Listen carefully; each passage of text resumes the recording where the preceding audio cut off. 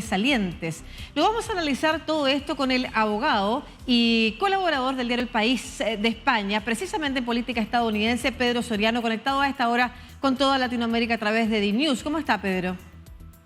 Muy bien, muchas gracias por invitarme. Muchas gracias a usted por estar conectado para hablar de la importancia de las comparaciones.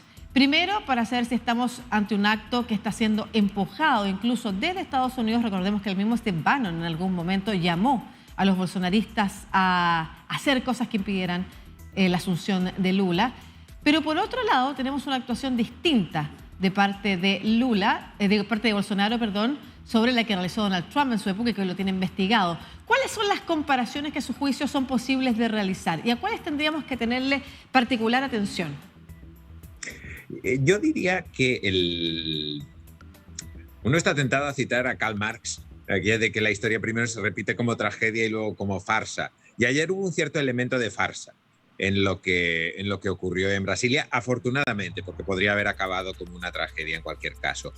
Las diferencias esenciales creo que se establecen por el hecho de que Lula ya estaba investido como presidente y ya tenía el control de la situación cuando ocurrieron los hechos de ayer.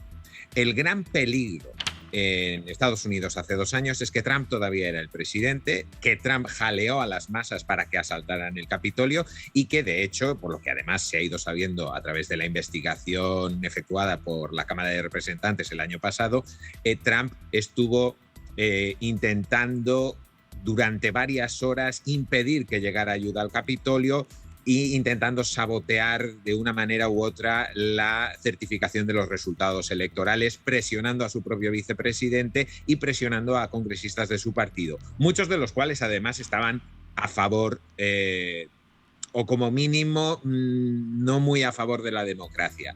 Mientras que en líneas generales, incluso el partido de Bolsonaro no ha mostrado apoyo a la conducta de sus partidarios en el día de ayer. Con lo cual yo creo que las comparaciones llegan hasta un cierto punto solo. Perfecto, pero eso es importante también a la hora de preguntarnos si esto es alguna actitud que es posible que sigamos viendo, que es un tipo de acción que vaya a seguir siendo imitada en otros contextos de elecciones donde queda una buena cantidad de personas descontentas. Claro, es que el veneno que Trump ha inoculado en el sistema de democracias en general es precisamente ese. El hecho de que no se acepten las derrotas tras unas elecciones limpias y no se acepte la pacífica transición de poder. Esos son los 2 principios básicos democráticos. Lo demás lo podemos discutir, se puede ser de derecha, se puede ser de izquierda, se puede ser de centro, pero si no se acepta eso es muy difícil que un sistema democrático acabe aguantando.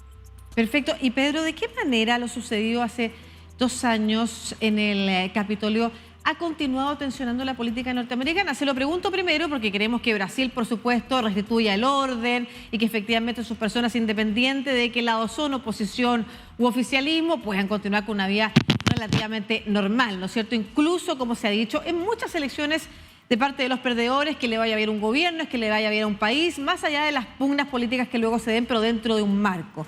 Pensando en qué pasa de aquí en adelante, ¿por qué no revisamos también lo que ha pasado en Estados Unidos desde Donald Trump en la presidencia hasta el día de hoy? ¿Qué ha pasado con las instituciones norteamericanas?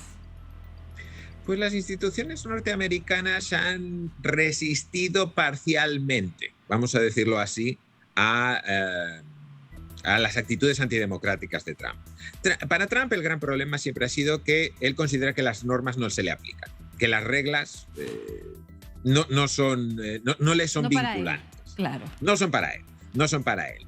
Y el gran problema que hemos visto en los últimos 4 años es que esa actitud corrosiva se ha pegado a ciertos miembros de su partido, tanto en el Senado, aunque quizá menos, como particularmente en la Cámara de Representantes, donde hay que pensar que en estos momentos hay todavía un 50% aproximadamente de congresistas republicanos que votaron en contra de la certificación de los resultados de las elecciones del 2020 y que no las tendría yo todas conmigo de que no fueran a repetir lo mismo en el 2024 en caso de que Trump fuera el candidato. Sí, y eso además se ha vuelto a relucir a propósito de la elección de Speaker, donde unos republicanos más rebeldes y más radicales se han negado a darle los votos al representante de esa mayoría, ¿no es cierto?, para que ocupe ese cargo, pidiendo algunas cosas a cambio, pero además, como han dicho muchos, tensionando la institucionalidad. El punto es querer desarmar la forma en la que funciona la Cámara de Representantes de Estados Unidos. Para eso le habíamos invitado a conversar, Pedro, antes de que sucediera lo que pasó ayer en Brasil, con muchas reminiscencias de lo del Capitolio. Entonces lo quiero invitar a ver una nota respecto de cómo finalmente se logra establecer estas 14 votaciones a quien termina siendo el speaker, pero para que hablemos después de el legado de Trump en la Cámara de Representantes y qué significa la presencia de estos súper radicales extremistas de derecha al interior de esa Cámara. Por favor, adelante. Kevin McCarthy of the state of California has received 216. El republicano Kevin McCarthy fue finalmente elegido el sábado como presidente de la Cámara de Representantes de Estados Unidos, que tiene 434 legisladores. Su victoria llevó 4 días y 15 votaciones. Un grupo de republicanos muy conservadores alineados con el expresidente Donald Trump se negaban a darle el voto. Requería 218 votos, pero la elección fue posible a primera hora del sábado, gracias a que los últimos diputados disidentes aceptaron votar presente, en lugar de hacerlo por otro candidato. En la práctica, eso equivale a una abstención, que ha rebajado el umbral de la mayoría que McCarthy necesitaba. Ha logrado 216 votos, frente a los 212 del candidato demócrata y los 5 que dijeron presentes. Después del presidente y el vicepresidente, el speaker o presidente de la Cámara Baja es la tercera figura política más importante de Estados Unidos. Durante 4 días, el grupo duro de legisladores trumpistas se aprovechaba de la ajustada mayoría republicana en la Cámara, lograda en las elecciones de medio mandato de noviembre, para imponer sus condiciones al partido. Al carecer de speaker en la Cámara Baja, los representantes no podían asumir sus cargos y, en consecuencia, tampoco votar proyectos de ley.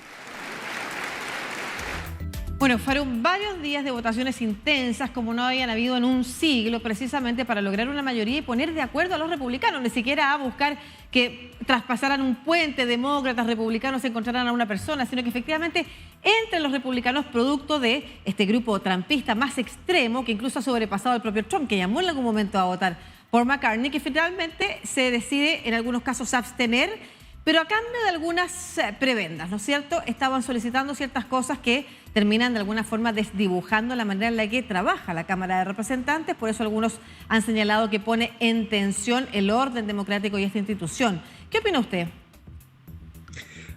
Por una parte, uno ve las prebendas que han solicitado los diputados y podría incluso estar de acuerdo en abstracto, porque parte de lo que exigían era que el liderazgo de la Cámara de Representantes no estuviera tan centralizado y que los congresistas tuvieran más input en el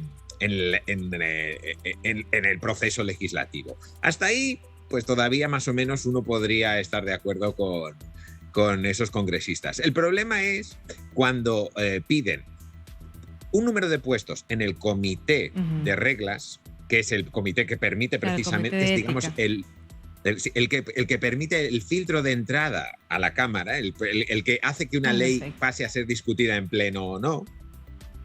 Cosas como mínimo un tanto pintorescas como permitir que se puedan entrar armas en el hemiciclo, algo que, dados los antecedentes en Estados Unidos, no es precisamente plato de buen gusto.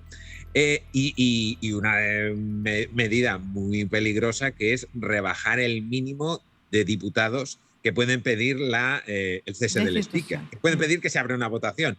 El mínimo ya era 5, pero es que lo han dejado en 1. O sea, si cualquiera de los 6 que se abstuvo para votar a McCarthy mañana deciden que ya no les gusta el speaker y que hay que presentar una moción de censura, con que uno solo lo pida, ya estamos bloqueando otra vez todo el proceso.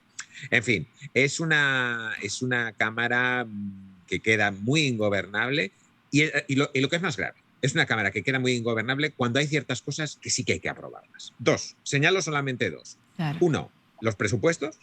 Los presupuestos se tienen que aprobar porque si no el gobierno de Estados Unidos cierra, deja de pagar salarios, deja de pagar menos lo que llaman ellos salarios esenciales, pero se dejan de pagar salarios. Y lo que es más grave todavía, que es que a mediados de año hay que elevar sí o sí lo que se llama el techo de deuda de Estados Unidos. Claro. El techo de deuda, no, porque si fuera del gasto todavía se podría discutir, pero es el techo de deuda. Es decir, gasto que ya está comprometido presupuestariamente, pero que hay que pagar, o sea, para poder tomar prestado en los mercados financieros internacionales. Si eso no se aprueba, Estados Unidos Recesión. va a la suspensión de pagos. Y Suspende luego pagos. con Estados toda una Unidos crisis suspende. económica que afectaría no solamente a los mercados, sino que también al resto del mundo. O sea, lo que pasa en la Sí, política sí. norteamericana hoy puede ser finalmente un daño para el resto del mundo. Sí, sí, sería, o sea, crearíamos una suspensión de pagos de Estados Unidos, es una crisis financiera mundial. Claro. Así de claro. Ahora, solo para cerrar, Pedro, ¿qué es lo que pretende este grupo? A propósito de que estábamos hablando del legado de Trump, que va más allá, y lo sabemos desde la Corte Suprema, ¿no es cierto?, y los cambios que ha hecho a la jurisprudencia en ese país, Roe versus Wade, entre otros, que luego se logra revocar a propósito de la elección de los demócratas, pero de medio mandato. Pero, ¿qué es lo que busca este grupo? Conversábamos la semana pasada con Heraldo Muñoz, ex canciller chileno, y hablaba de romper la institucionalidad. Esta gente no quiere que el Estado funcione. ¿Usted piensa algo similar? Pues me temo que sí, me temo que sí. O sea, si a mí me preguntan, había un grupo de 20, 14 al final acabaron votando por McCarthy. A esos les puedo conceder el beneficio de la duda, como decía antes, de que querían una serie de reformas que hicieran más teóricamente democrática la Cámara. Eso daría para mucho debate. Pero los otros 6, estoy de acuerdo con don Gerardo, o sea, son gente que quiere ver arder la Cámara. O sea, el perfil de esos 6, Matt Gaetz, Lauren Boebert, Claro. son no sé, sé que es un término un poco duro, pero son auténticos nihilistas. Son auténticos nihilistas. A Gaetz, por poner un solo ejemplo, le preguntaron el viernes en la Fox si había alguna concesión más que podía hacer McCarthy para conseguir su voto. Y dijo tal cual que no se le ocurría ninguna. Que con todo lo que había cedido McCarthy no se le ocurría ninguna y aún así no votó a favor de McCarthy. Bueno, vamos a ver cómo continúa entonces la política en el Congreso estadounidense. Le agradecemos mucho este contacto con toda Latinoamérica, usted que se encuentra en Barcelona en estos momentos. Muy buenas tardes, que pase una buena jornada. Pedro Soriano, abogado y colaborador para El País de España sobre política estadounidense. Que esté muy bien. Muchas gracias, igualmente.